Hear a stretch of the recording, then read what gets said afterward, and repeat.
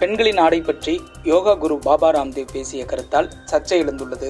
அருவருக்கத்தக்க கருத்தை கூறிய ராம்தேவ், நாட்டில் உள்ள அனைத்து பெண்களிடமும் மன்னிப்பு கோர வேண்டும் என டெல்லி மகளிர் ஆணைய தலைவர் சுவாதி மாலிவால் வலியுறுத்தியுள்ளார். கடந்த வெள்ளிக்கிழமை மகாராஷ்டிராவில் ஒரு நிகழ்ச்சி நடந்தது. அந்த விழாவுக்கு மகாராஷ்டிரா துணை முதல்வரின் மனைவி அம்ருதா பட்னாவிஸ், முதல்வர் ஏக்நாத் சிண்டேவின் மகன் ஸ்ரீகாந்த் சிண்டே ஆகியோர் வந்திருந்தனர்.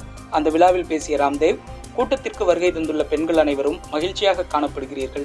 நீங்கள் சேலை அணிந்திருந்தாலும் அழகு, அம்ருதாவை போல் சல்வார் அணிந்திருந்தாலும் அழகு, இல்லை என்னை போல் ஏதும் அணியாமல் இருந்தாலும் கூட அழகுதான் என்றார். சமூக கோட்பாடுகளுக்காகத்தான் ஆடை அணிகிறோம்.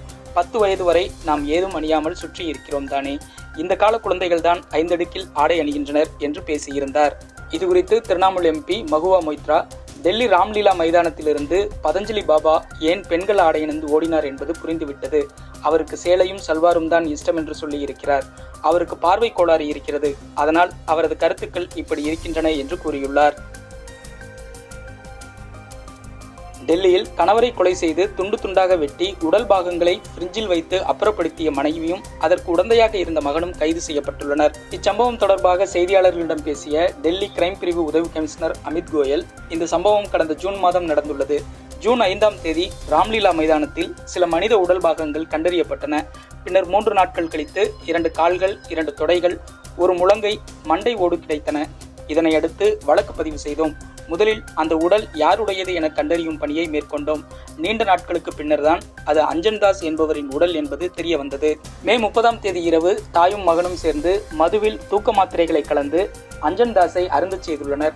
பின்னர் அவரது கழுத்தை அறுத்து ரத்தம் முழுவதும் உடலிலிருந்து வெளியேறுவதற்காக ஒரு நாள் முழுவதும் உடலை வீட்டினுள் வைத்திருக்கின்றனர். பின்னர் உடலை 10 துண்டுகளாக வெட்டியுள்ளனர். இதுவரை எங்களுக்கு 10 உடற்பாகங்கள் கிடைத்துள்ளன என்று கூறினார். டெல்லியில் ஸ்ரத்தா என்னும் இளம்பெண்ணை அவருடன் சேர்ந்து வாழ்ந்து வந்த அப்தாப் என்ற இளைஞர் கொலை செய்து பின்னர் உடல் பாகங்களை 35 துண்டுகளாக வெட்டி அதனை ஃப்ரிட்ஜில் தேக்கி வைத்து அவ்வப்போது அவற்றை நாய்களுக்கு வீசி எறிந்த சம்பவம் ஏற்படுத்திய அதிர்ச்சியே விலகாத நிலையில் நடந்துள்ள இந்த சம்பவம் டெல்லி மக்களிடையே அதிர்ச்சியை ஏற்படுத்தியுள்ளது. அரசு பள்ளியில் படிக்கும் 6 முதல் 8ஆம் வகுப்பு மாணவர்களுக்கான வானவில் மன்றம் திட்டத்தை தமிழக முதல்வர் மு.க. ஸ்டாலின் திங்கட்கிழமை திருச்சியில் தொடங்கி வைத்தார். திருச்சி மாவட்டம் காட்டூர் பாப்பாக்குறிச்சி அரசு ஆதிதிராவிடர் நல பெண்கள் மேல்நிலைப் பள்ளியில் அரசு பள்ளி மாணவர்களின் அறிவியல் ஆர்வத்தை தூண்டும் வகையில் வானவில் மன்றம் மற்றும் நடமாடும் அறிவியல் ஆய்வகங்களை தமிழக முதல்வர் மு.க. ஸ்டாலின் தொடங்கி வைத்தார். அரசு பள்ளி மாணவர்களிடையே அறிவியல் மனப்பான்மையை வளர்க்கவும், எதையும் ஆராய்ந்து பார்த்து கேள்வி கேட்கும் பழக்கத்தை உருவாக்கவும், அறிவியல் மற்றும் கணிதம் தொடர்பாக புதியவற்றை அறிந்து கொள்ளும் எல்லையில்லா ஆர்வத்தை உண்டாக்கவும் வானவில் வேண்டும். அதேபோல் புதிய தொழில்நுட்பத்துக்கு ஏற்ப மின்சார வாரியத்தை நவீனப்படுத்துவதற்காக மின் இணைப்பு எண்ணை ஆதார் எண்ணுடன் இணைக்கக்கூடிய பணிகள் தொடங்கப்பட்டிருக்கிறது என்று தமிழக மின்துறை அமைச்சர் செந்தில் பாலாஜி கூறியுள்ளார். மின் இணைப்பு எண்ணுடன் ஆதார் எண்ணை இணைக்கும் சிறப்பு முகாமை சென்னையில் திங்கட்கிழமை ஆய்வு செய்த பின் செய்தியாளர்களிடம் பேசிய அமைச்சர் செந்தில் பாலாஜி, இதுவரை 15 லட்சம் மின் இணைப்புதாரர்கள் ஆதார் எண்ணை மின் இணைப்பு எண்ணுடன் இணைத்துள்ளனர். இதற்காக தமிழ்நாடு மின்சார வாரியம் மூலம் செயல்பட்டு வருகின்ற 2811 பிரிவு அலுவலகங்களில் நவம்பர் 28ஆம் தேதி தொடங்கி டிசம்பர் 31ஆம் தேதி வரை மின் இணைப்பு எண்ணை ஆதார் எண்ணுடன் இணைப்பதற்கான சிறப்பு முகாம்கள் தொடங்கப்பட்டுள்ளன.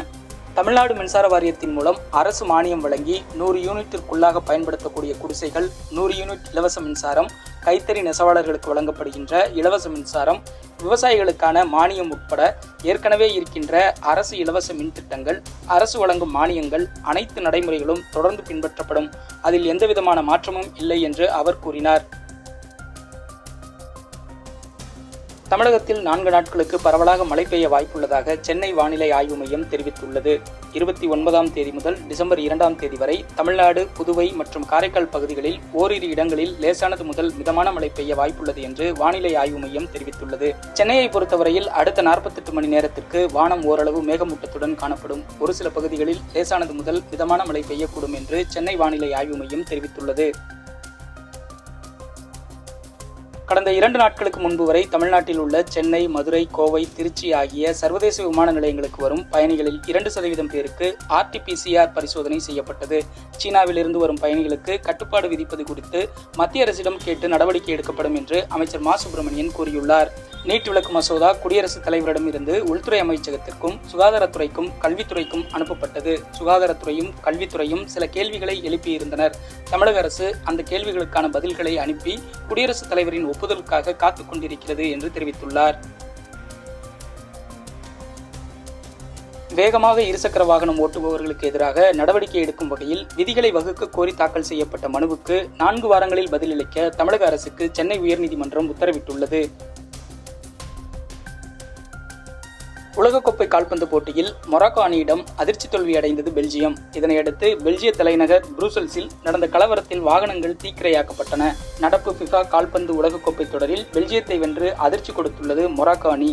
குரூப் சுற்று போட்டியில் 2-0 என்ற கோல் கணக்கில் அந்த அணி வெற்றி பெற்றுள்ளது. இந்த வெற்றியை பொறுத்துக் கொள்ள முடியாமல் பெல்ஜியம் தலைநகர் புரூசல்ஸில் சிலர் கலவரத்தில் ஈடுபட்டனர்.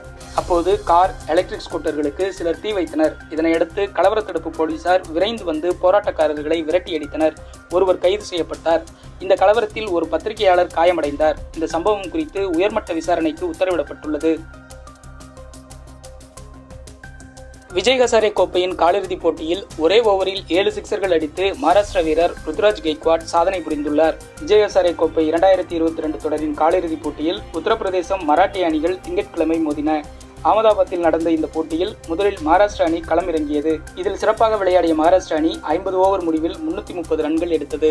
அந்த அணியின் கேப்டன் ருத்ராஜ் அதிகபட்சமாக 159 பந்தில் 220 ரன்கள் குவித்தார். இதில் உத்தரப்பிரதேச வீரர் சிவா வீசிய 49வது ஓவரில் 7 சிக்சர்களை அடித்து, அதாவது ஒரே ஓவரில் 43 ரன்கள் விளாசி புதிய சாதனையும் ருத்ராஜ் படைத்தார். இந்த ஓவரில் ஒரு நோபாலும் வீசப்பட்டது.